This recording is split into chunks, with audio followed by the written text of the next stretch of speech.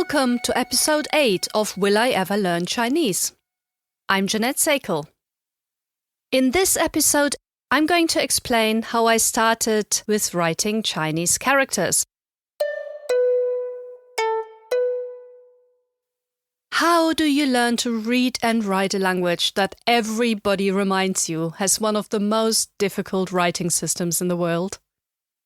Well, thinking back, I had in fact come across a way to learn Chinese writing about a decade ago.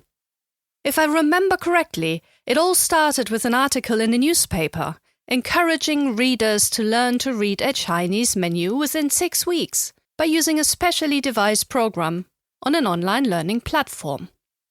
The platform was freely accessible at the time, and I thought the idea of being able to read Chinese characters interesting, so I started to follow the course, and soon I was able to read some Chinese. Reading some Chinese, in this case, refers to recognizing some of the characters. I had no idea how the words were pronounced. Yet this method was excellent to help me identify menu items at my local Chinese restaurant. The program was nicely put together, and I thought it was quite intriguing, because the characters were displayed in such a way that they were depicting actual things or actions. For example, a pair of chopsticks on top of a bowl of noodles was drawn around the Chinese character for noodles, mian. Once you think about it that way, the character really starts looking like a bowl of noodles with a pair of chopsticks at the top, even when the accompanying drawing is not given. The memory jog helped me a lot, and I could envisage the meaning of the characters in the pictures.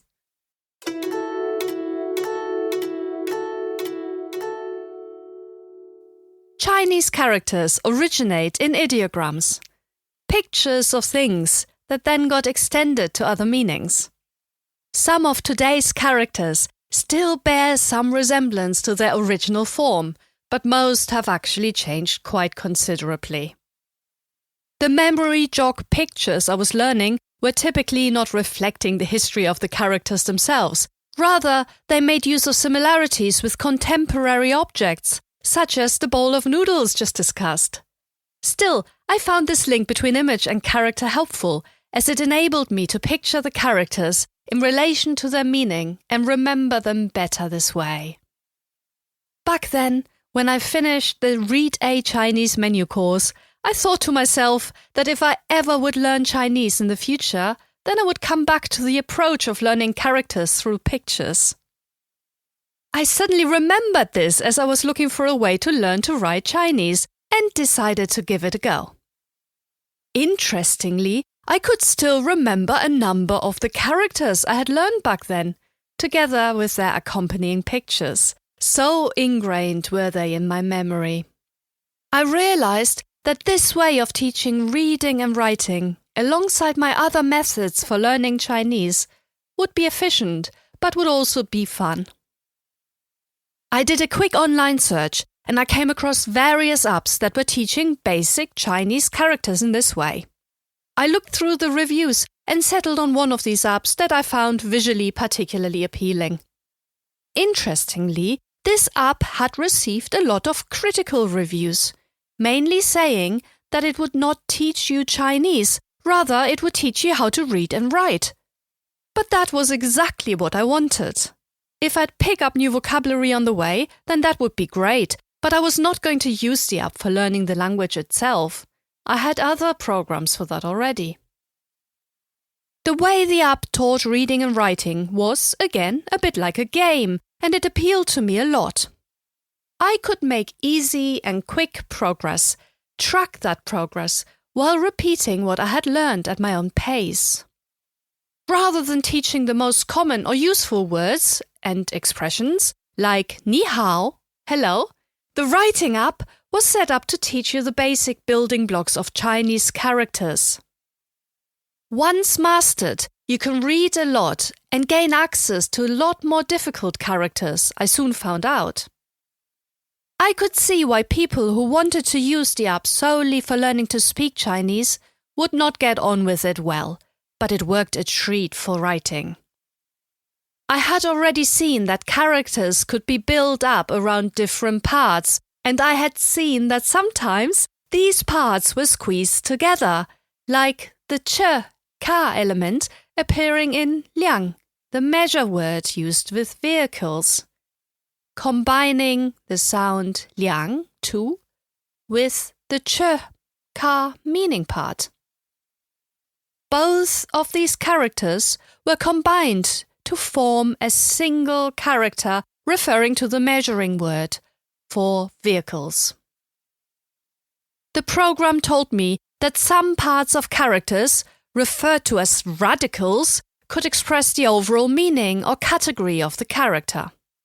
There were around 200 such radicals to learn, and the program proceeded to teaching the most common ones first. Since the radicals are typically based on existing characters that can appear on their own, I was learning individual characters and radicals at the same time. For example, nu, woman, is a character that can also be used as a radical.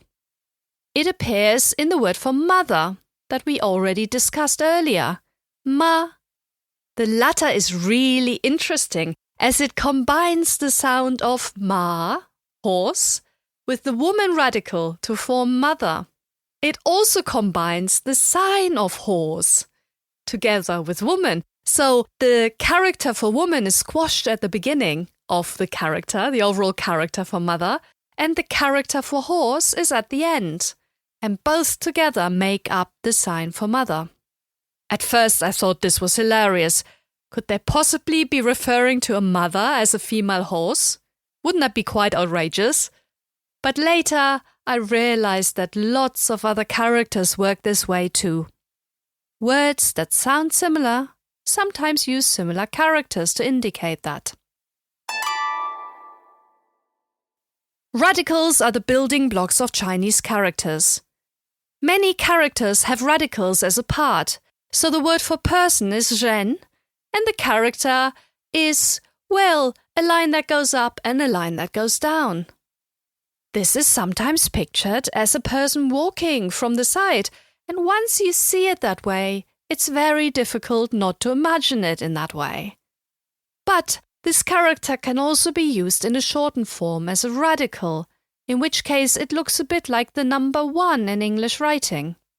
And in this case it appears in, for example, the personal pronoun ta for he, which occurs alongside the feminine form with the little element for nu, for woman, before the second part to indicate that we're talking about a female.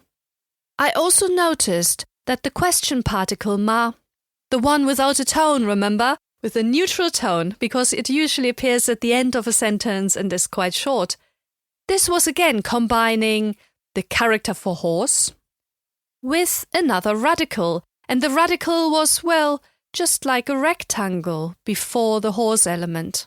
This turned out to be the radical for mouth, which appeared at the front.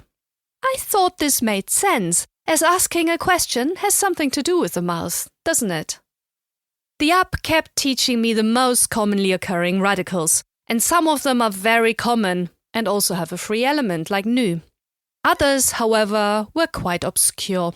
Initially, I was wondering why I was learning the words for bow, gong, early on, when that was clearly advanced vocabulary, and then I found out that this character is at the basis of a number of other characters, such as jour, week, jiang, to stretch, and so on, where it is combined with other elements to form a combined character. It also seemed to appear in other character formations where it did not apparently serve as a radical. I was still getting my head around the issue, and I was not entirely clear what was meant, but some of these forms included for, Buddha, and di, which is used with ordinal numbers, so numbers such as first, second, and so on. Remember, the number 1 is e. So when you want to say the first, you would use this di element and put it in front of the e, the 1, de, the first.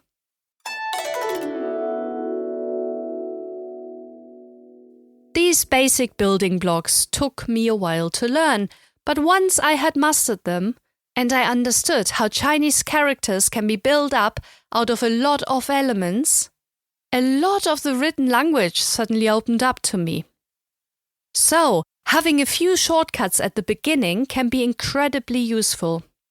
I soon became keen to progress in the app and rush to finish all of the levels alongside my other learning methods. In hindsight, I probably only really needed the app to give me a way into the writing system at first, rather than finishing it all. Once I understood how the system worked, I picked up new characters and other settings, though admittedly, learning to read and write in Chinese took a very long time. But I no longer needed illustrations to jog my memory learning new characters, as I had gotten used to the way characters were built up, and there was usually some other way of remembering the new ones I was learning. I noticed something else as well. As I was learning the radicals and different characters in combination, not only did I learn to read and write, but I also remembered new vocabulary better. It all went hand in hand, and I felt by learning the different aspects of the language, I was improving more rapidly than I would otherwise have done. Also, learning different things kept me engaged for longer. This may sound counterintuitive, but I was able to make my learning more interesting and motivating. There was only so much of my regular learning program I could do before getting tired, before it got too complex and I needed a break. Likewise, the writing up was great fun and I progressed quickly, but I would not be able to do it for very long before having enough of it.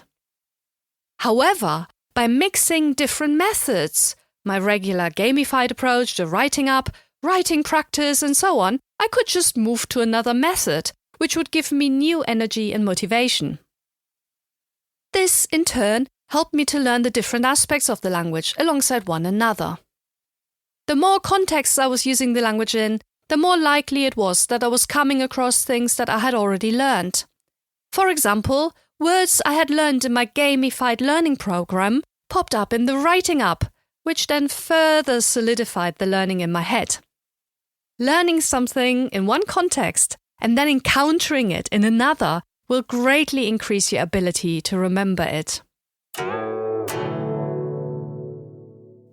I also found another context in which I could use the language. Putting on my headphones, listening to Chinese sound files, and repeating what I was hearing. I could fit this nicely into my daily routine to coincide with walking with my headphones on, or on the car stereo driving to work, or even gardening or cleaning the house. At first, I was using the sound accompaniment that came with my gamified learning app. This was repeating the different words and sentences of each lesson with time set aside for the learner to repeat what was said. This way I got used to the pronunciation and surrounded myself with spoken Chinese. I was also practicing to speak, saying words out loud whenever I did not feel too self-conscious. Eventually I found a circular walk from my house that involved crossing very few roads and where I encountered very few other people. This became what I ended up calling my standard Chinese walk. I would go on this walk whenever possible, getting exercise while listening to the language. When I felt brave, I also pronounced what I was hearing. Since this route was pretty quiet, I only occasionally received funny glances when others unexpectedly appeared en route. My listening comprehension, however, improved a lot this way. My pronunciation became much more refined too.